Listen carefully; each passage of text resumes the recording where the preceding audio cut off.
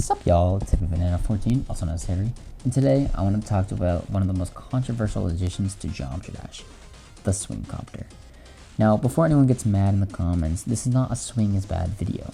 In fact, after spending the last year building and playtesting with the swing, ranging from gameplay that is around 3-star difficulty all the way up to like easy or medium demon, I've actually started to like the game mode quite a lot. But there's one major problem with the swing that is holding it back from reaching its full potential. And surprisingly, I don't think most people are blaming it. Ever since 2.2, the swing has pretty mixed reception. Some people enjoy it, a lot of people avoid it. And many players struggle with it despite that it's been in the game for multiple years now. Usually when people complain about the swing, they say it feels awkward, inconsistent, or hard to control. Why is that? After working with it for months, I think there are two major reasons. The first reason is momentum on blocks. The swing's interaction with blocks is very different than a lot of other game modes. In most game modes, when you land on a surface, your movement feels predictable. You know roughly what will happen when you click again. The swing doesn't work like that. Even if your swing is touching a block, it'll still have downwards momentum. That means two attempts that look almost identical can still produce slightly different outcomes depending on how much momentum you have when you reach that platform. As a creator, the solution is usually to make the platforms longer so the momentum has time to settle. But that creates another issue. Now you're designing around the game mode's inconsistencies rather than using the game mode's strengths. This is one of the biggest reasons why the swing sometimes feels unreliable compared to other game modes. The second issue is much more subtle. Every other game mode has fairly straightforward inputs. The cube jumps, the ball switches gravity, UFO hops, but the swing doesn't work like that. When you click, the game doesn't just simply send you in the opposite direction. Instead, it has to measure the angle and momentum you're currently traveling with, and then redirect you in the opposite direction. Because of this, the swing often feels much less intuitive than the other game modes. You're not just reacting to where you are, you're also reacting to the momentum you've built up beforehand. And I think this is a huge reason why many players still feel uncomfortable with the swing after years of exposure. Here's where I think the community gets wrong. The problem isn't that the swing is a bad game mode, the problem is that we keep trying to use it like other game modes, for example, the ship and the UFO. Those game modes already exist. The ship shouldn't be exactly like them.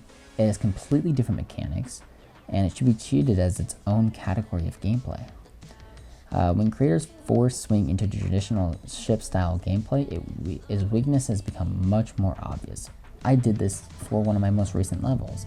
I wanted to make a swing gameplay that showed like where you're going.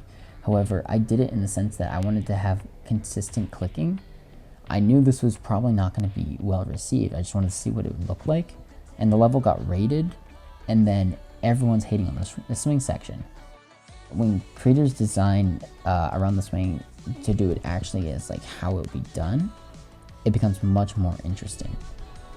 After experimenting with the swing for months and showing, even I can make mistakes of making bad swing gameplay, I found that some of the best gameplay uses are blocks and orb heavy.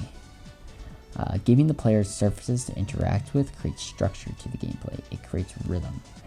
And most importantly, it gives players the opportunity to reset their momentum.